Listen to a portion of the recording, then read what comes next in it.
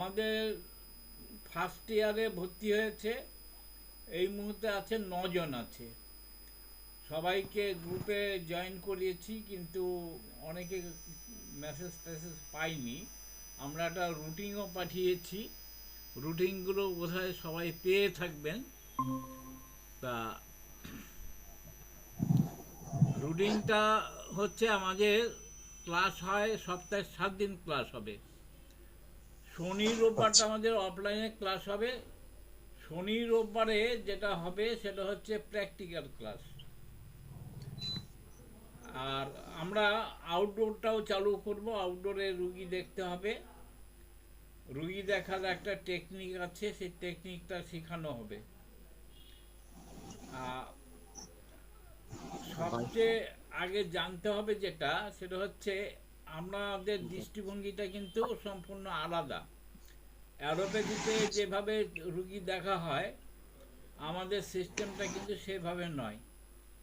আমরা মানে প্রথম কথা হচ্ছে যে আমরা যে সিস্টেমে পড়াশোনা করব সেটা হচ্ছে হোমিওপ্যাথি। তা হোমিওপ্যাথি একটা কথা আছে, homeopathy treat the patient not disease. আমরা রোগের চিকিৎসা করি না, অ্যালোপ্যাথরা রোগের চিকিৎসা করে, আমরা রুগীর চিকিৎসা করি। এবার রুগীটা কে? রুগীটা হচ্ছে ভাইটাল ফোর্স। আমাদের যে সাবজেক্টটা সবচেয়ে গুরুত্বপূর্ণ যে সাবজেক্ট, সেই সাবজেক্টটার নাম হচ্ছে organon of medicine. Organon of মেডিসিনে আমরা যেটা শিখবো সেটা হচ্ছে হোমিওপ্যাথি কিভাবে করতে হয়। অর্থাৎ homeopath treat the patient not disease as per totality of symptoms. লক্ষণের ভিত্তিতে হোমিওপ্যাথি চিকিৎসা করা হয়। অ্যালোপ্যাথিতে যেমন ডিজিজ ডায়াগনোসিস করা হয়, হোমিওপ্যাথিতে কিন্তু ডিজিজ ডায়াগনোসিস করা হয়, কিন্তু তার মধ্যে থেকে আমাদের বেছে নিতে হয় আনকমন পিকুলার সিমটমসগুলো।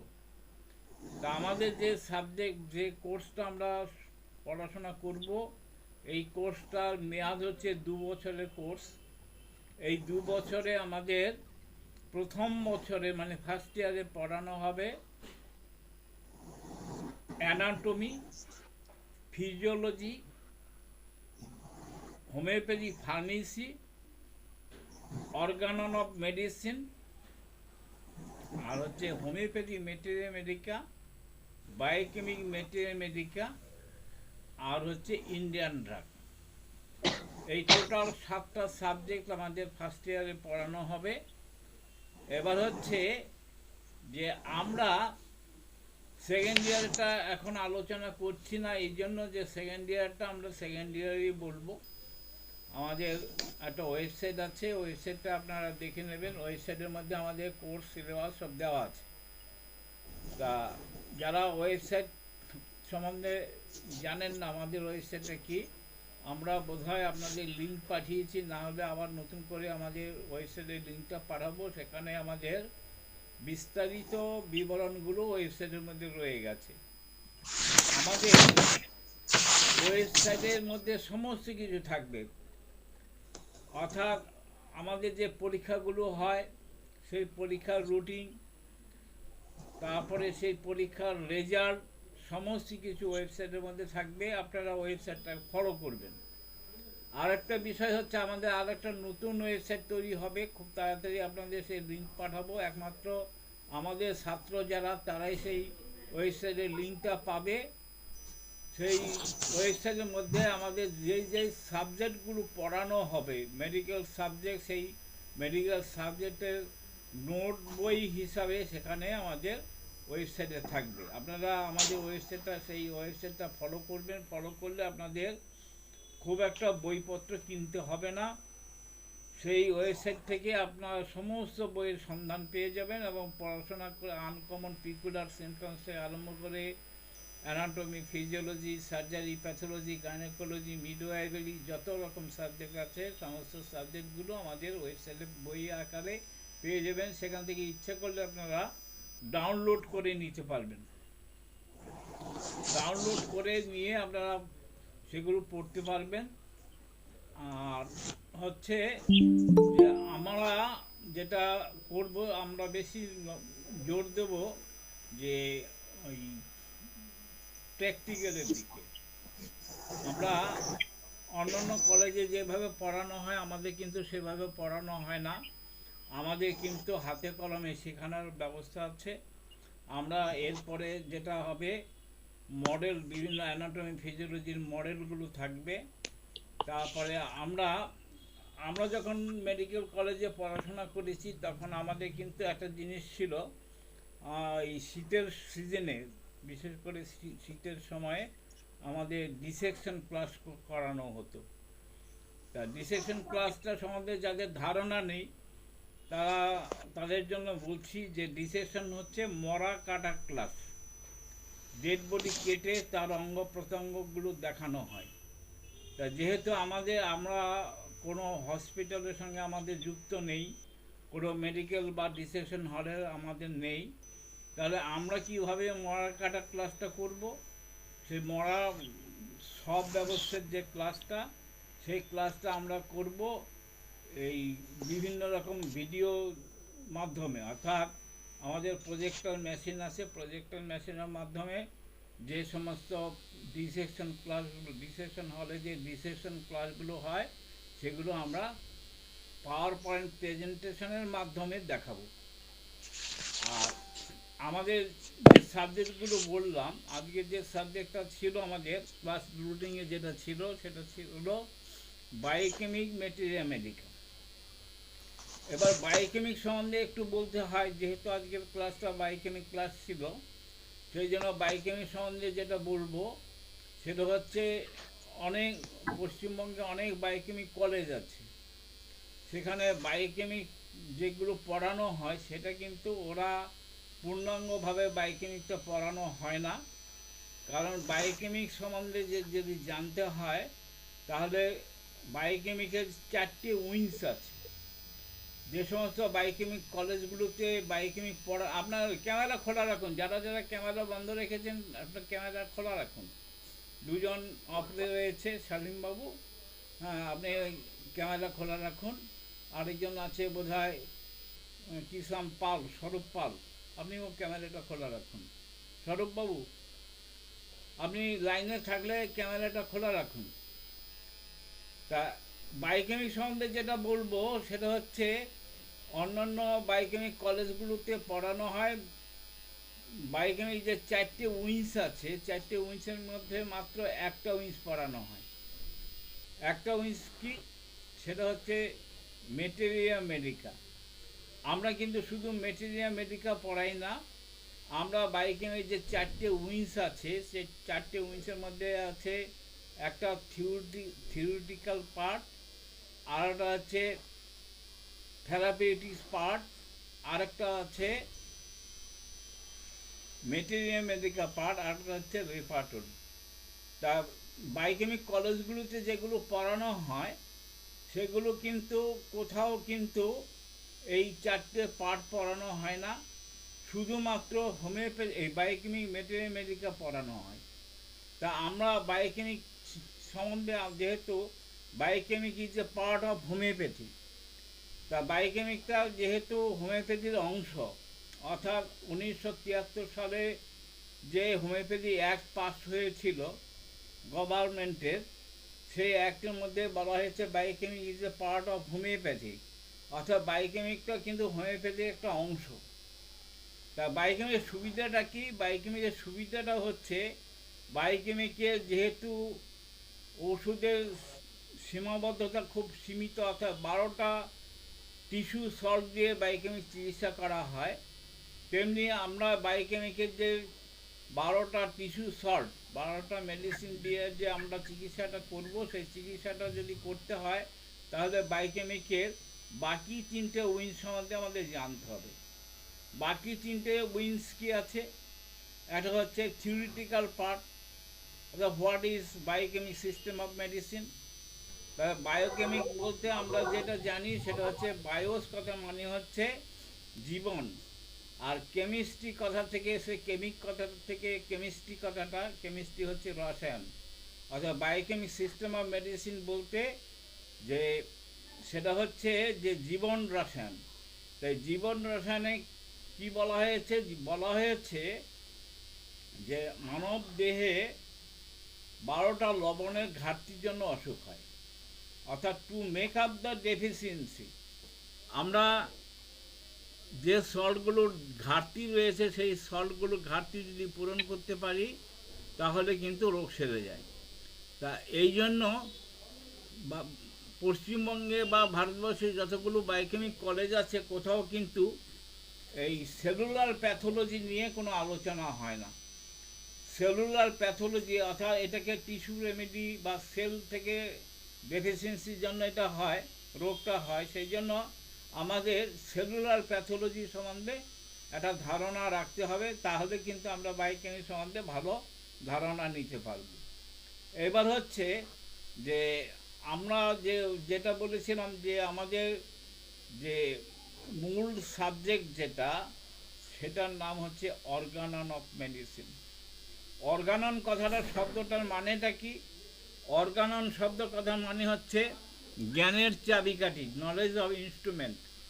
এই নলেজ অফ ইনস্ট্রুমেন্ট কিসের নলেজ?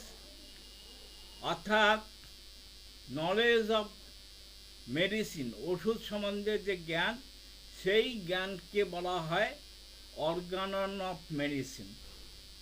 সেখানে কিন্তু বলা হয়নি যে হোমিওপ্যাথি মেডিসিন বা বায়োকেমিক মেডিসিন বলা হয়নি। পৃথিবীর যত রকম সিস্টেম অফ মেডিসিন আছে সেই সম্বন্ধে যেই নলেজটা সেটাকে বলা হয় অর্গানন অফ মেডিসিন।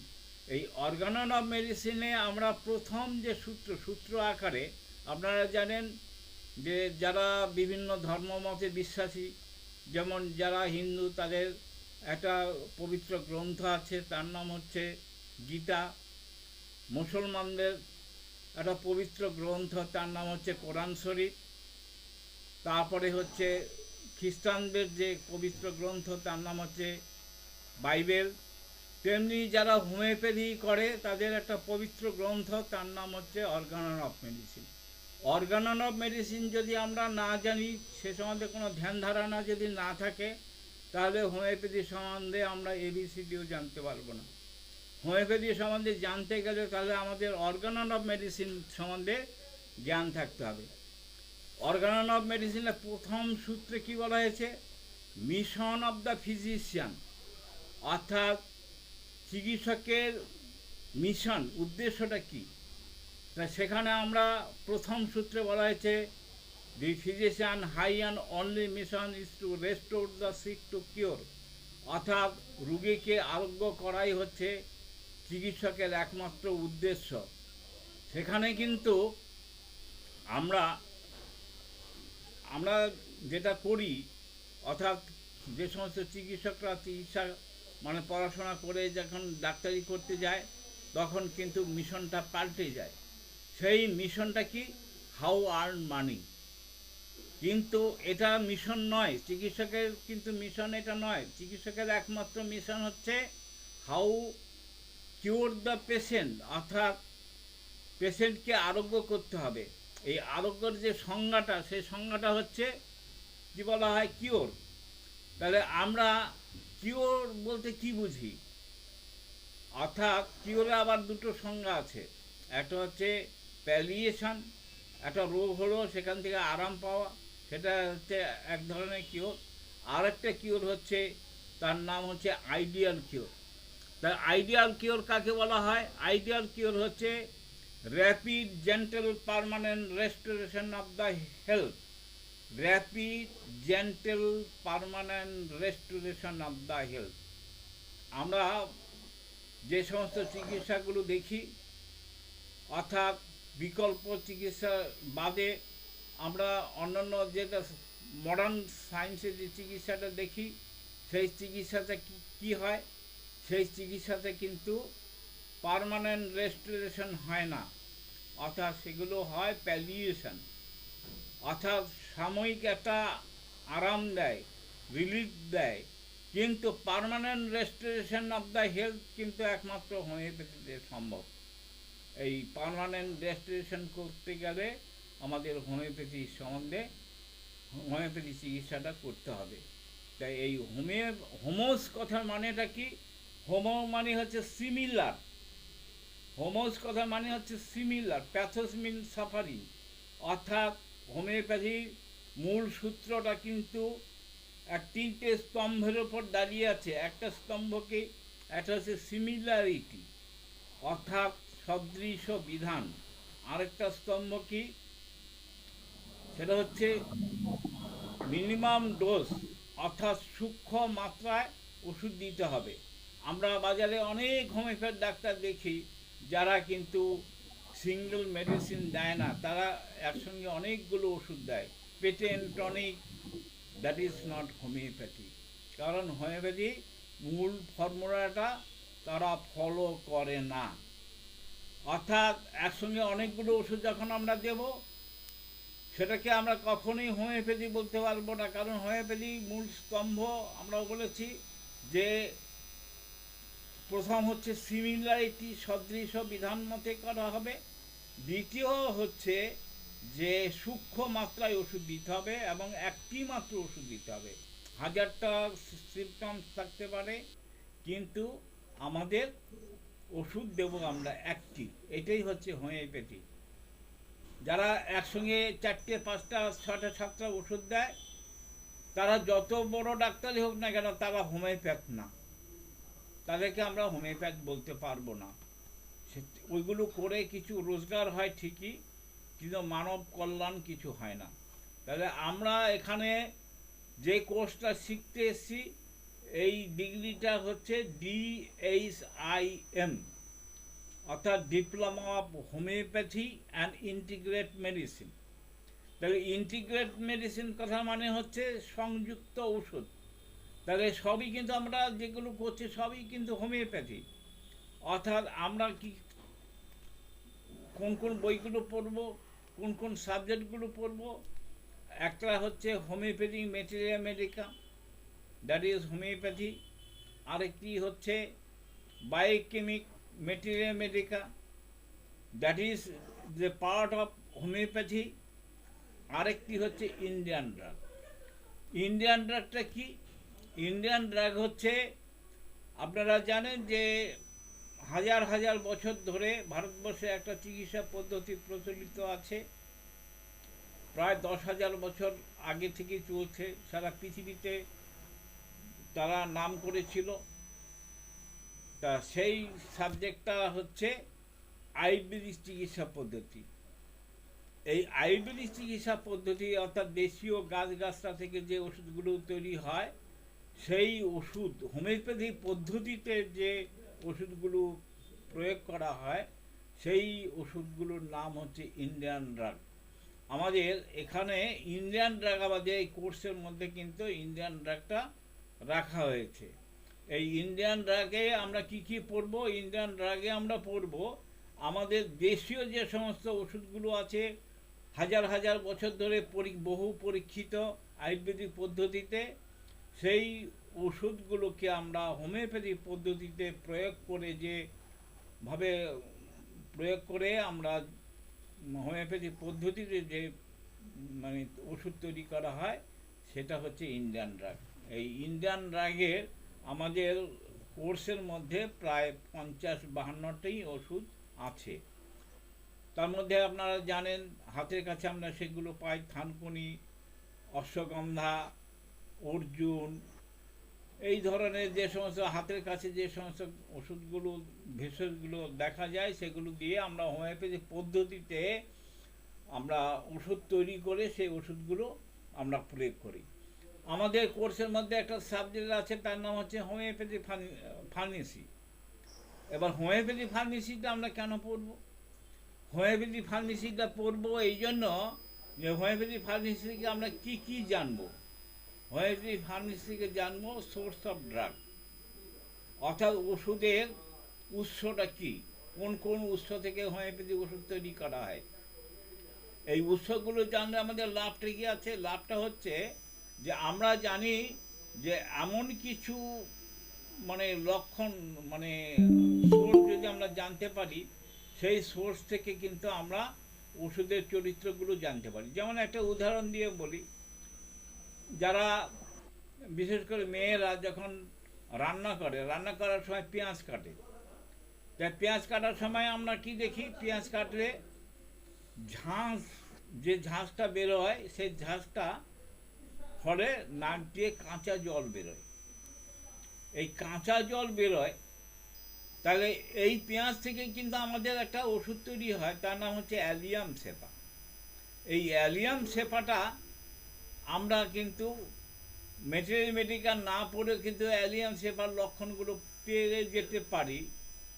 সেটা হচ্ছে কিভাবে, যে কি হয়, অর্থাৎ পেঁয়াজের ঝাঁঝের থেকে নাক দিয়ে কাঁচা জল পড়ে, কাশি হয়, হাঁচি হয়। আমরা কিন্তু যখন মেডিকেল পড়বো তখন মেডিকেল মধ্যে আমরা দেখতে পাবো যে অ্যালিয়াম সেপার মধ্যে এই লক্ষণগুলো আছে। আমরা আমাদের হোমিওপ্যাথি একটা ওষুধ আছে, তার নাম হচ্ছে অ্যাপিসমেল। অ্যাপিসমেলটা কিসের থেকে তৈরি হয়? অ্যাপিসমেলটা তৈরি হচ্ছে মৌমাছির যে হুল হয় সেখানে একটা বিষ আছে। যখন মৌমাছি হুল ফুটায়, মানুষের শরীরে হুল ফুটায়, তখন বিষটা ঢেলে দেয়। তাই সেই হুলের যে বিষ, সেই বিষ থেকে যে ওষুধটা তৈরি হয় তার নাম হচ্ছে অ্যাপিসমেল। তাহলে আমরা এই মৌমাছি হুল ফোটানোর ফলে কি দেখতে পাই? হুল ফোটানোর ফলে তার গায়ে দাগড়া দাগড়া দাগ হয়, জ্বালা হয়, প্রস্রাব কমে যায়, কিডনি এফেক্ট হয়। তাহলে আমরা সেখান থেকে কিন্তু আমরা এই সোর্স অফ ড্রাগ থেকে জানতে পারি যে অ্যাপিসমেলের কী লক্ষণ আছে। অর্থাৎ আমরা হোমিওপ্যাথিক ওষুধ যেগুলো আমরা তৈরি করি, সেই ওষুধগুলো তৈরি হয় কীভাবে? কোনো ইতর প্রাণীর উপর প্রুভিং করা হয় না। সেই ওষুধগুলো প্রুভিং করা হয় হেলদি হিউম্যান বিইংয়ের উপরে। হোমিওপ্যাথি যত ওষুধ আছে A to Z, অ্যাকোনাইট থেকে জিঙ্কাম পর্যন্ত যত ওষুধ আছে, সমস্ত ওষুধগুলো তৈরি হয় হেলদি হিউম্যান বিইংয়ের উপরে। এই হেলদি হিউম্যান বিইংয়ের উপরে প্রুভিং করে যে ওষুধগুলো পাওয়া যায়, তো সেটাই হচ্ছে হোমিওপ্যাথি। অ্যালোপ্যাথিক ওষুধ তৈরি করা হয় ইতর প্রাণীর উপর প্রুভিং করে, অর্থাৎ মানুষের সঙ্গে হেলদি হিউম্যান বিইংয়ের যে ওষুধগুলো প্রুভিং করা হয় তার সিমটমস, আর ইতর প্রাণীর উপরে যে ওষুধ প্রুভিং করা হয় তার সিমটমস কিন্তু সম্পূর্ণ আলাদা। অর্থাৎ মানুষের মধ্যে চেতনা আছে, সেন্সিটিভনেস আছে, সে কিন্তু তার অনুভূতি প্রকাশ করতে পারে। ইতর প্রাণী, কুকুর, বিড়াল, ছাগল, ভেড়া, এরা কিন্তু সেই তাদের অনুভূতিগুলো প্রকাশ করতে পারে না, যার জন্য সেই ড্রাগ প্রুভিংটা কিন্তু পূর্ণাঙ্গ ড্রাগ প্রুভিং নয়। একমাত্র হোমিওপ্যাথিক ড্রাগ প্রুভিংটাই হচ্ছে পূর্ণাঙ্গ ড্রাগ প্রুভিং, অর্থাৎ হেলদি হিউম্যান বিইংয়ের উপরে প্রুভিং করে ড্রাগ প্রুভিংগুলো করা হয়। এবার হচ্ছে আমরা যদি বলি যে একজন চিকিৎসকের কি যোগ্যতা থাকা দরকার, একজন চিকিৎসকের কি যোগ্যতা থাকলে সে আদর্শ চিকিৎসক হবে, তাহলে সেইটা যদি আমরা বলি তাহলে আমাদের জানতে হবে কি, যে সেই চিকিৎসকের কি জ্ঞান থাকা দরকার। সেটা হচ্ছে, প্রথম হচ্ছে তার ওষুধ সম্বন্ধে জ্ঞান থাকা দরকার। তারপরে হচ্ছে ড্রাগ ডাইনামাইজেশন সম্বন্ধে তার জ্ঞান থাকা দরকার, অর্থাৎ একটা ওষুধ প্রয়োগ করার পরে তার যে ডাইনামাইজেশন হয় সেই সম্বন্ধে জ্ঞান থাকা দরকার। রোগ সম্বন্ধে জ্ঞান থাকা দরকার। তাহলে এই যে বিষয়গুলো, এই বিষয়গুলো আমরা কিভাবে জানব? রোগ সম্বন্ধে জ্ঞান। তাহলে রোগ সম্বন্ধে জ্ঞান যদি অর্জন করতে হয় তাহলে আমাদের কি বই পড়তে হবে, আমাদের কি জ্ঞান থাকতে হবে? আমাদের তাহলে অ্যানাটমি সম্বন্ধে জ্ঞান থাকতে হবে। অ্যানাটমি কথার মানেটা কি? অ্যানাটমি হচ্ছে দেহের অঙ্গ প্রত্যঙ্গ সম্বন্ধে বিশ্লেষণ করা। তাহলে আর কি জ্ঞান থাকা দরকার? আমাদের ফিজিওলজি সম্বন্ধে জ্ঞান থাকা দরকার। ফিজিওলজিটা কি? ফিজিওলজি হচ্ছে normal function of the body. মানব দেহের যে নর্মাল ফাংশন, সেই ফাংশনটা আমরা কোন বইতে জানতে পারবো? ফিজিওলজি থেকে জানতে পারবো। অ্যাবনর্মাল ফাংশন জানবো কোথা থেকে? অ্যাবনর্মাল ফাংশন থেকে জানতে পারবো আমরা প্যাথোলজি থেকে। আচ্ছা, কিছু সাবজেক্ট আছে যেগুলো সার্জিক্যাল ব্যাপার, সেগুলো জানতে গেলে তাহলে আমাদের সার্জারি পড়তে হবে। মেয়েদের কিছু রোগ আছে, বিশেষ করে মেয়েদের, সেগুলো ছেলেদের নেই, সেই সম্বন্ধে যে জ্ঞান অর্জন করতে হবে, তাহলে সেই জ্ঞান অর্জন করার জন্য আমাদের কি পড়তে হবে? আমাদের গাইনোকোলজি পড়তে হবে।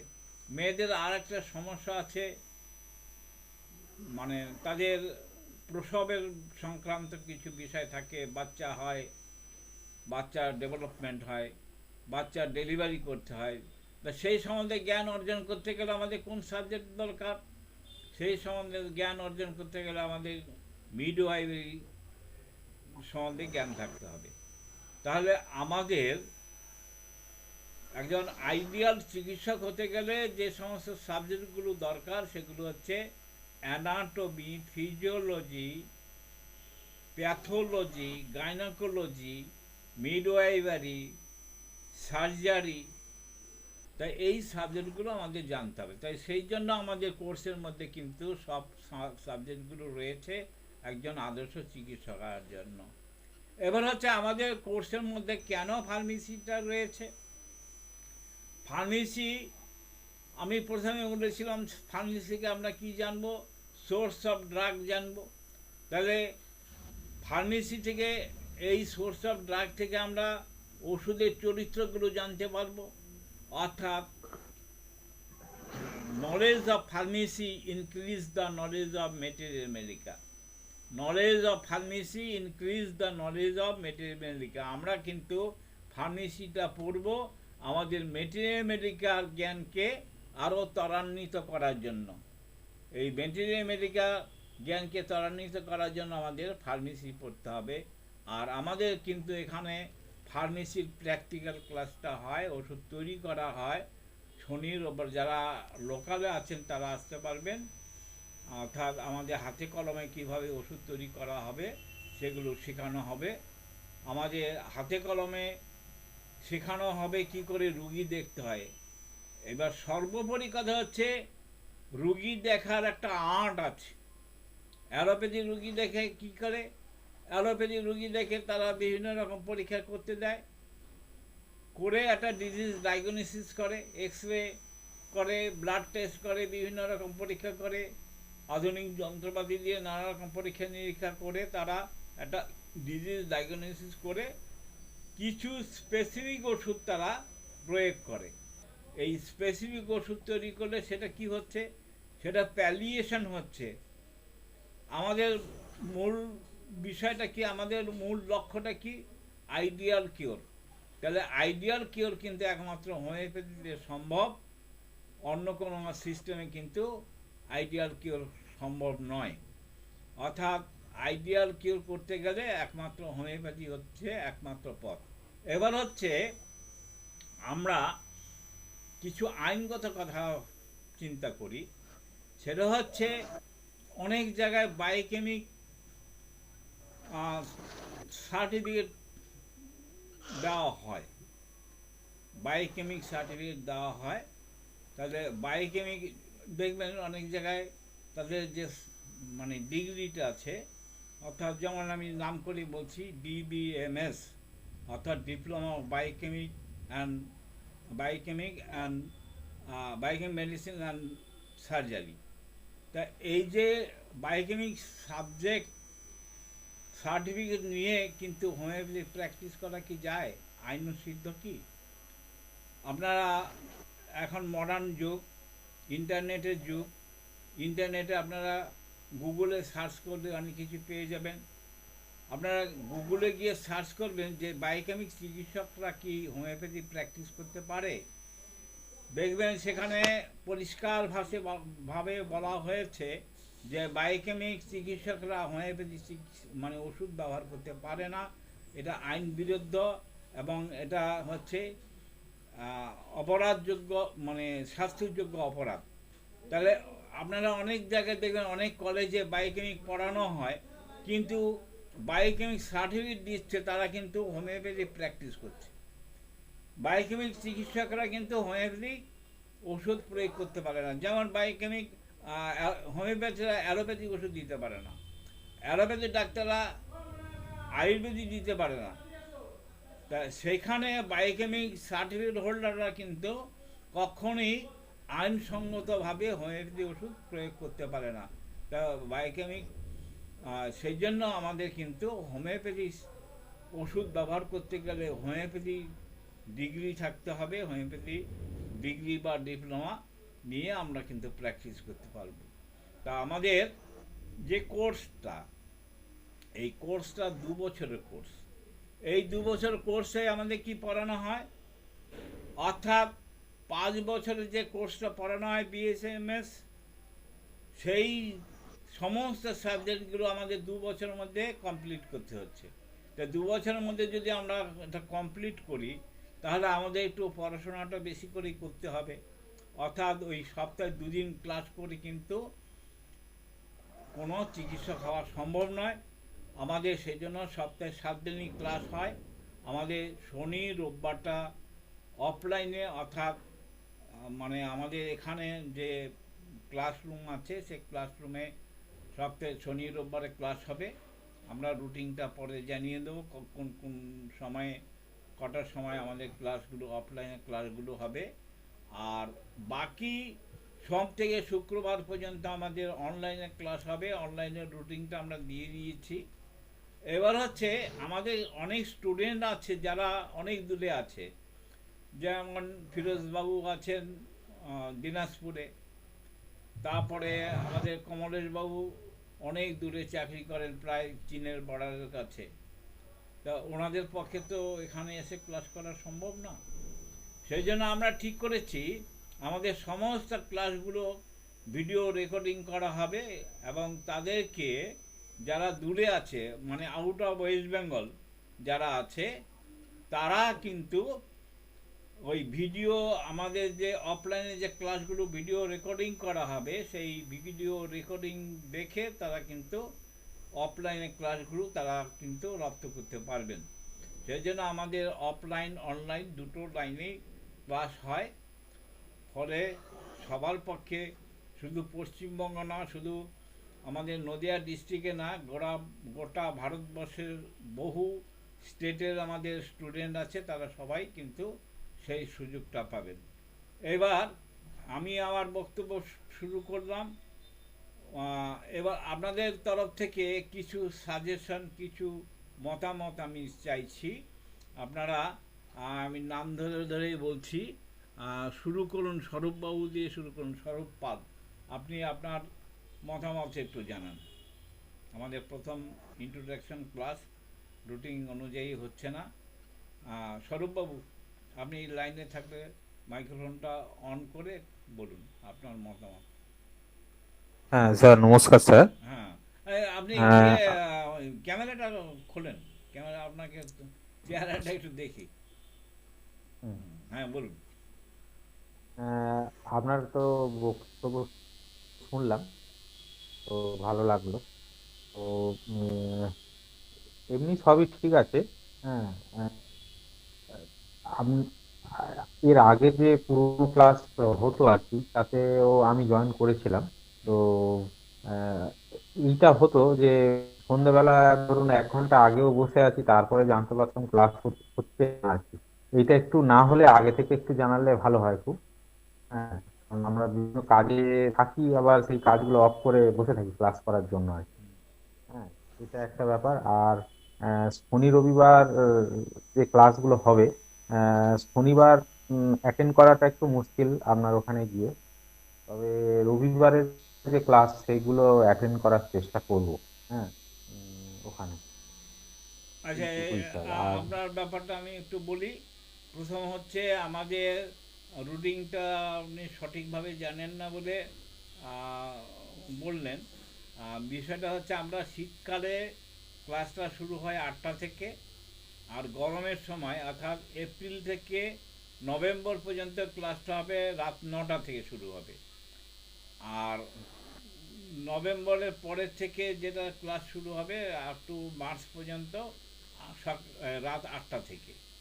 আচ্ছা, এবার হচ্ছে অফলাইনে ক্লাস, যেগুলো প্র্যাকটিক্যাল রুগী দেখার, মানে আউটডোর ডিসপেন্সারি, এই ক্লাসগুলো আমরা ভিডিও রেকর্ডিং করে আপনাদের পাঠিয়ে দেবো। কারণ শুধু আপনি তো দক্ষিণ চব্বিশ পরগনা, আমাদের বেশ কিছু স্টুডেন্ট আছে ইউপি, এমপি, তারপরে কর্ণাটক, রাজস্থান, বিভিন্ন জায়গার আছে, আসামে আছে। তা তাদের জন্য তো আমাদের একটু চিন্তা ভাবনা করতে হবে। তা সেই জন্য আমরা অফলাইনে ক্লাসগুলো ভিডিও রেকর্ডিং করে ওগুলো তাদের কাছে পাঠিয়ে দিই। তা আপনিও সেই সুযোগটা পাবেন।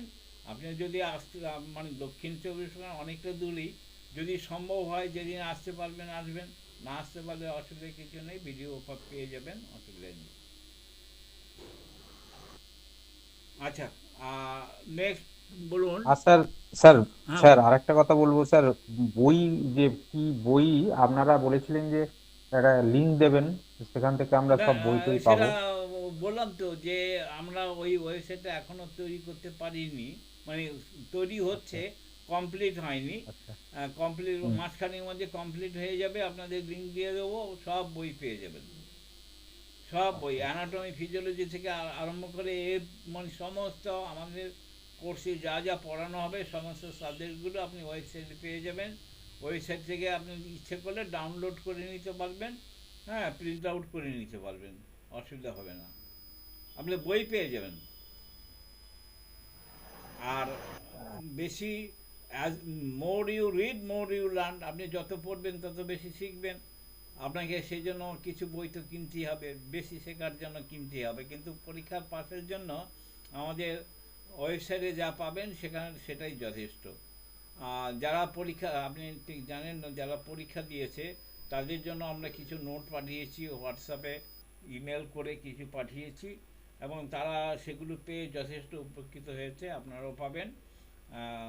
ওগুলো ওয়েবসাইটে সব পেয়ে যাবেন। Thank you sir. আচ্ছা, আহ, গাঙ্গুলিবাবু আছেন তো, সুমিতবাবু, আপনি একটু মাইক্রোফোনটা আর ক্যামেরাটা খুলে কথা বলুন একটু। গাঙ্গুলিবাবু লাইনে আছেন তো? হ্যাঁ বলুন। হ্যাঁ স্যার, আছি আছি। হ্যাঁ বলুন, আপনার মানে কিছু হ্যাঁ মতামত, হ্যাঁ কিছু সাজেশন, মানে আমরা আমরা চাইছি আপনাদের, সবই তো আপনাদের জন্য, আপনাদের ভালোর জন্য, আপনাদের আরও ডেভেলপমেন্টের জন্য।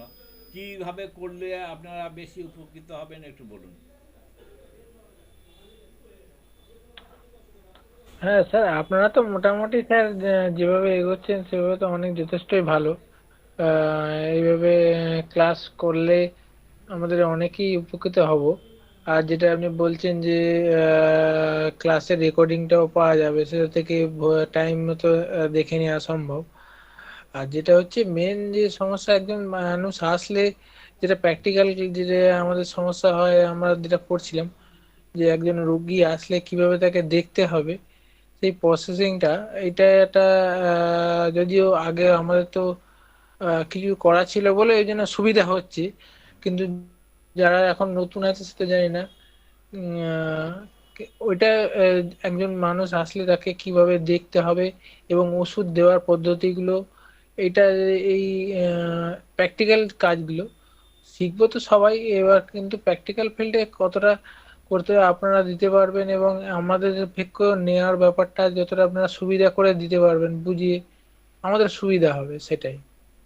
হুম, ব্যাপারটা হচ্ছে, আমি আবারও রিপিট করছি কথাটা, যে হোমিওপ্যাথির হ্যাঁ চিকিৎসার সাফল্যের চাবিকাঠি হচ্ছে হাউ টেক দ্য কেস। হ্যাঁ, হ্যাঁ অ্যালোপ্যাথির জন্য ঠিক কতগুলো ঠিক। সিস্টেম আছে, হোমিওপ্যাথির চিকিৎসার সাফল্যের চাবিকাঠি হচ্ছে হাউ টেক দ্য কেস। আপনাদের সুবিধার জন্য আমি একটা জিনিস পড়েছি, আহ, যাদের পক্ষে সম্ভব হবে আপনারা কালেক্ট করে নেবেন, ওয়েবসাইটেও দেব। সেটা হচ্ছে কেস টেকিং ফর্ম, একটা ফরম্যাট করা আছে কেস টেকিং ফর্ম, ওই কেস টেকিং ফর্ম দেখে আপনারা কেস টেকিংটা প্র্যাকটিস করুন। একটা ফরম্যাট দেওয়া আছে, সেই ফরম্যাট দেখে আপনারা যে যত বেশি কেস টেকিং করতে পারবেন সে তত বেশি সাকসেসফুল হোমিওপ্যাথ ডাক্তার হতে পারবেন। আপনাদের ফরম্যাট আপনাকে অন্তত দেওয়া হয়েছে, এই কেস্টিং হ্যাঁ ফর্মেট, স্যার আমার কাছে। হ্যাঁ এগুলো প্র্যাকটিস করুন আপনার কাছে হ্যাঁ নিকটে বা নিজেদের আত্মীয় স্বজনের মধ্যে বিভিন্ন রোগের ব্যাপারে আপনারা ওই কেস্টিংটা প্র্যাকটিস করে, যে যত বেশি প্র্যাকটিস করবেন তত বেশি শিখতে পারবেন। এই এই জাদু মানে সব কিছুতে তো কিছু জাদুও থাকে, তো হোমিওপ্যাথি চিকিৎসার জাদুটা হচ্ছে ভালো কেস্টিং করা। যে যত ভালো কেস্টিং করতে পারবেন সে তত ভালো হোমিওপ্যাথি ডাক্তার হবেন। এটা হচ্ছে। আর আমার একটা ইউটিউব চ্যানেল আছে, সেই চ্যানেলটার নাম হচ্ছে গণস্বাস্থ্য। আপনারা যারা ইউটিউব দেখেন দেখবেন যে গণস্বাস্থ্য সার্চ করলে সেখানে পাবেন যে হোমিওপ্যাথি চিকিৎসার সাফল্যের চাবিকাঠি বলে একটা ভিডিও আছে। আপনারা সেই ভিডিওটা দেখে নেবেন। পাশাপাশি আরেকটা ভিডিও আছে হোমিওপ্যাথি চিকিৎসার ব্যর্থতার কারণ, ওই ভিডিওটা দেখে নেবেন। আমাদের ওই যে ইউটিউব প্রায় 700 থেকে 800 ভিডিও আছে আমার, সেই ভিডিওটা দেখে নেবেন। আমার চ্যানেলটার নাম হচ্ছে গণস্বাস্থ্য। গণস্বাস্থ্যে গিয়ে সার্চ করলে পাবেন যে হোমিওপ্যাথি চিকিৎসার সাফল্যের চাবিকাঠি। আচ্ছা, ইয়ে বলুন শাহিন মণ্ডল, আপনি একটু বলুন আপনার মতামত, বলুন আপনার অভিজ্ঞতার কথা বলুন। শাহিন মণ্ডল, আপনি তো এই লাইনে পড়াশোনা করেছেন, বলুন কি করে আরও ভালো করে। শুনে আমাদের একটা চ্যালেঞ্জ আছে, আমাদের পাশাপাশি একটা কলেজ আছে গাংনাপুর থেকে, যদিও গাংনাপুর কলেজটা আমার নিজের হাতে তৈরি করা, তা 47-48 বছর আগে ওই কলেজটা আমি তৈরি করেছিলাম। তা সেই কলেজের স্ট্যান্ডার্ড আর আমাদের স্ট্যান্ডার্ড কিন্তু আকাশ জমিন ফারাক। আমরা এমনভাবে আমাদের কোর্স সিলেবাস ক্লাসগুলো করতে চাই যে গাংনাপুর যেন আমাদের ধারে কাছে না আসতে পারে, মানে স্ট্যান্ডার্ডটা এত হাই করতে চাই। তা কী করে সেটা করা যাবে আপনি বলুন, আপনার অভিজ্ঞতা বলুন। মানে এটা আমার কিন্তু একটা চ্যালেঞ্জ, মানে ওরা আমাদের ধারে কাছে যাতে না আসতে পারে।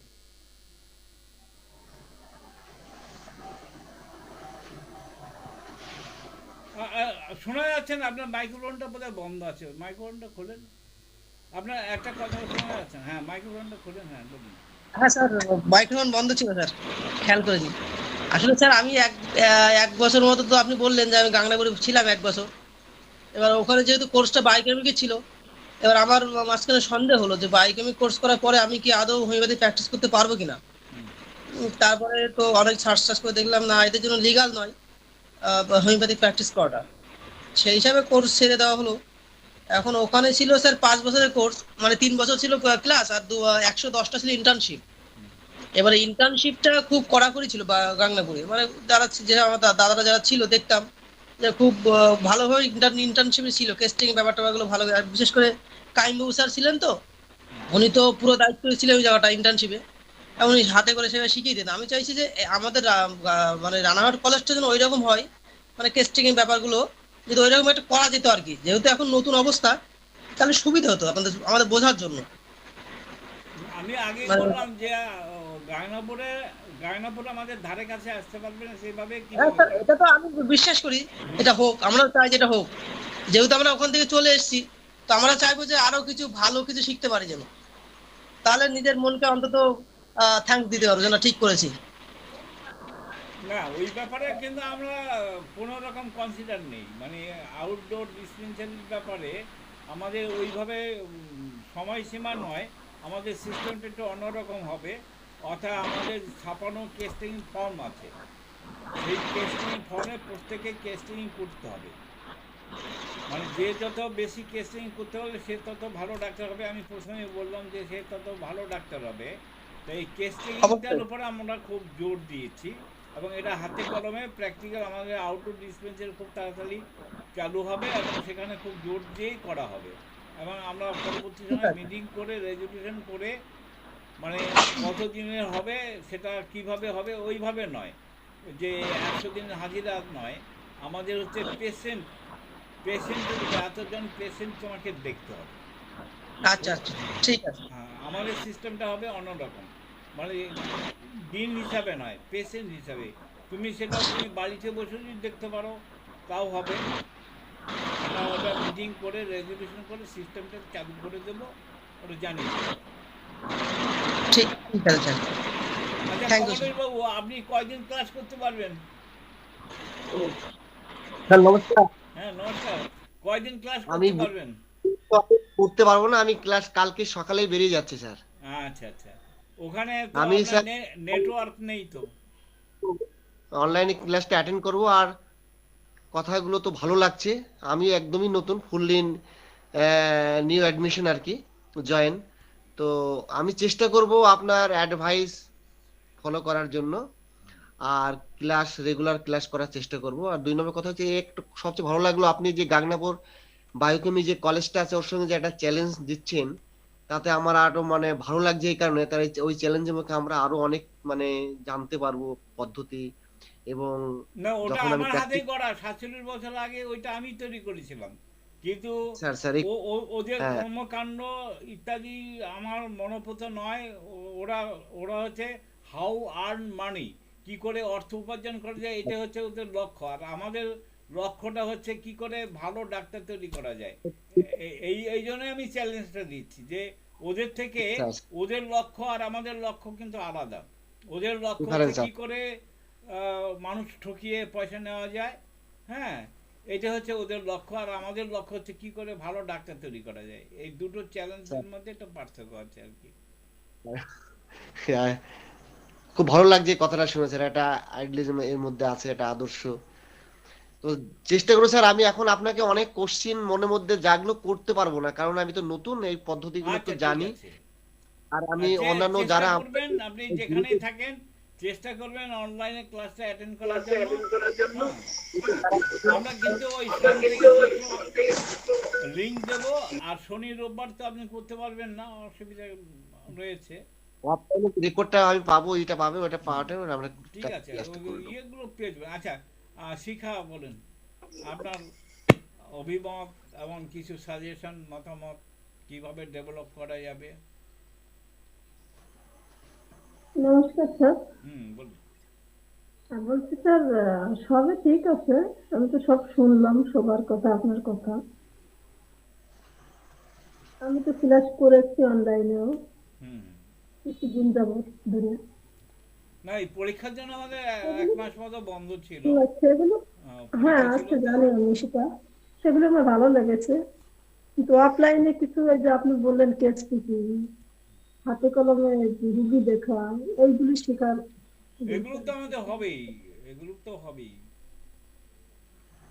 এটা আমাদের মনে হয় মোটামুটি খারাপ হবে না। ওটা ওটা শনি রোববারে হবে, আমাদের অফলাইনে ক্লাস তো হবে শনি রোববারে। আপনাদের রুটিনটা যেহেতু আমরা এখানেই, মানে আমার এই বাড়িতেই হবে, রুটিনটা শিফটিং করতে হবে। সেই শিফটিং সময় বলে দেবো কোন কটা থেকে কটা পর্যন্ত দুটো শিফটে ক্লাস হবে অফলাইনে।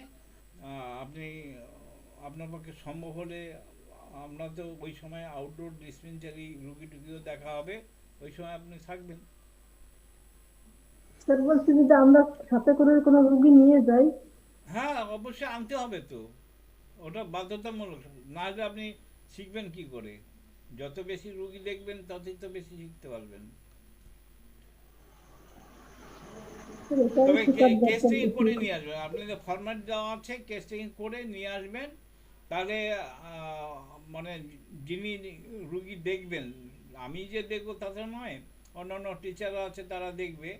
তা তাতে সুবিধাটা বেশি হবে, কেসিং করে নিয়ে আসবেন, সুবিধা হবে। আচ্ছা, টেস্টিং বলতে আমি তো এখনো করিনি, টেস্টিং নতুন, কেসিং করতে দেখতে হবে। হবে। কেসিং কিছুদিন যত বেশি দেখলাম, করবেন তত বেশি শিখতে পারবেন। আপনাদের কাছ থেকে দেখবো আগে, ঠিক তারপরে আছে। নিজে করা শিখবো। আচ্ছা ফিরোজ বাবু, আপনিও তো কয়েকদিন ক্লাস হ্যাঁ করেছেন, বলেন আপনার হ্যাঁ মানে স্যার, কি। আমি জয়েন করেছি আগেই, কিন্তু ক্লাসগুলো বেশি করা হয় না আর কি। হুম মানে কয়েকটা দেখছিলাম। আজকে আপনার ক্লাসটা সম্পূর্ণ শুনলাম। ভালোই লাগলো, অনেক কিছু শিখলাম, কিন্তু মানে পুরা প্রসেসটা আর কি মানে এখনো মানে বুঝে উঠতে পারছি না আর কি। আমাদের মানে সিলেবাস কি কি করতে হবে, সিলেবাস আর তো সব ওয়েবসাইটে দেওয়া আছে, তো দেখে নেবেন। হ্যাঁ স্যার দেখে নিতে হবে। হ্যাঁ, আর একটা প্রশ্ন ছিল স্যার, আমাদের পরীক্ষা কি মানে অনলাইন হবে না অফলাইন হবে, মানে বছরে দুইবারই হবে না একবার হবে? বছরে দুবার হবে, একবার হবে, এটা এই মুহূর্তে বলা যাবে না, সিচুয়েশনের উপর নির্ভর করছে। তবে ফাইনাল পরীক্ষা আচ্ছা, তো একটা হবেই। হ্যাঁ, হ্যাঁ আর হ্যাঁ আপনার তো খানিকটা আইডিয়া রয়েছে, আলিয়ন বাবু আপনার পাশে রয়েছে, উনি তো হ্যাঁ পরীক্ষা হ্যাঁ দিয়েছেন, সুন্দর পরীক্ষা হ্যাঁ হ্যাঁ সম্বন্ধে তো আপনার ধারণা রয়েছে তো। ধারণা ওরকম হলে তো সুবিধাই হয়ে যায় হোক, কিন্তু ওই প্র্যাকটিক্যালটার ঘাটতি একটা থাকবে বোধহয়, এত দূর থেকে গিয়ে হ্যাঁ, করা তো হ্যাঁ, খুব মুশকিল।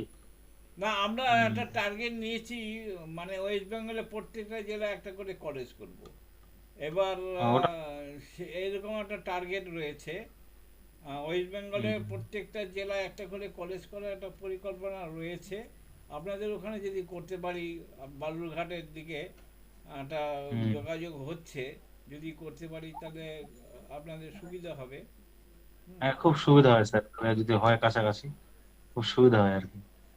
আর স্যার বলছিলাম যে বইপত্র মানে নোটস তো আপনাদের ওয়েবসাইট থেকে পেয়ে যাব, তো হ্যাঁ, ওগুলো কিছু বই, পাবেন। আর বেশি পড়াশোনা, ভালো পড়াশোনা করতে গেলে কিছু বই তো কিনতেই হবে, সেগুলো কিনে নেবেন। হ্যাঁ ওগুলা যেগুলো বই স্যার কিনতেই হবে, হ্যাঁ ওগুলা বই আমরা স্যার যদি বলে দিতেন তাহলে সুবিধা হতো। আহ, হুম আমি আদিলত বাবুর কাছে একটা ম্যাগাজিন হ্যাঁ হ্যাঁ পাঠিয়েছি, ওই ম্যাগাজিনটার মধ্যে আমাদের এক ছাত্রর একটা লেখা আছে, আচ্ছা বিভিন্ন আচ্ছা। বই সম্বন্ধে কিছু রেফারেন্স দেওয়া আছে, প্রায় আহ, 200-250 বইয়ের রেফারেন্স দেওয়া আছে। ওই চ্যাপ্টারটা হুম, একটু পড়ে নেবেন। হরিদাস আচ্ছা মণ্ডল, হরিদাস মণ্ডল একটা আর্টিকেল লিখেছে, আহ, হ্যাঁ কত ধরনের ম্যাথমেটিকা আছে। ওই আচ্ছা আচ্ছা আর্টিকেলটা একটু ভালো করে ওনার কাছ থেকে চেয়ে নেবেন, নিয়ে একটু পড়বেন। হ্যাঁ, হ্যাঁ হ্যাঁ স্যার ওখানে অনেক বইয়ের রেফারেন্স দেওয়া আছে, লেখকের নাম লেখা আছে। ওই বইগুলো যদি, অত বই কিনতে পারবেন না, অনেক টাকা দাম। হ্যাঁ তা সেটাই তো অনেকগুলো তার মধ্যে হ্যাঁ, থেকে যেগুলো মানে তবু মাস্ট বাই বইগুলো সম্বন্ধে একটা ধারণা হবে, একটু দেখে নেবেন। আর আমরা চেষ্টা করব ওয়েবসাইটে কিছু ভালো ভালো আর্টিকেলস মানে আপলোড করার চেষ্টা করব। হুম। মানে বারবার একই কথা বলছি যে আমরা কিন্তু আমার এই শেষ বয়সে একটা চ্যালেঞ্জ নিয়েছি, সেটা হচ্ছে একটা আদর্শ হোমিওপ্যাথিক কলেজ করার ব্যাপারে, এবং আমাদের ছাত্ররা যাতে জীবনে সাকসেসফুল ভালো প্র্যাকটিশনার হয়, সেইটাই হচ্ছে আমাদের মোটো আর কি। আমাদের ছাত্ররা যাতে ভালো প্রতিষ্ঠিত ডাক্তার হতে পারে, সেই জন্য যা যা করার দরকার সব কিছু করবো। ঠিক আছে স্যার, ধন্যবাদ স্যার। ঠিক আছে, তাহলে আমরা আজকের মধ্যে এখানে ক্লাসটা শেষ করতে পারি। আর যদি কারো কোনো বক্তব্য থাকে বলুন, না হলে আমরা এখানে ক্লাস শেষ করছি। ঠিক আছে স্যার, এখানেই বন্ধ করে দেন ঠিক আছে, আজকে মতো। শুভরাত্রি।